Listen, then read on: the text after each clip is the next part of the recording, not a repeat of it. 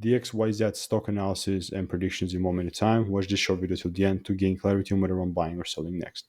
Before I get into this detail and exactly how I would approach it, because last thing that I'm doing is just blindly buying, but I'm using my strategy and system that has previously given me thousands of wins in 2023, and I'm telling you all of this because that's the truth and I've documented everything myself. So first, like the last thing that I'm doing, like I said, is buying randomly here. No, like even right now, no, I'm not buying. First, what I want to see is a double break up, because then that indicates a bullish momentum. And you know, when lower time frame is bullish and higher time frame is bullish, it just makes the higher probability trade click like this. So I want to see the bulls take place, take control, and then I'm willing to pull the trigger. Right now, not necessarily, because you know, I'm talking like the experience of making 20,000 videos, and you can see how much videos I've made on my YouTube channel. But really, like, most of the time, this just continues to deliver lower, right?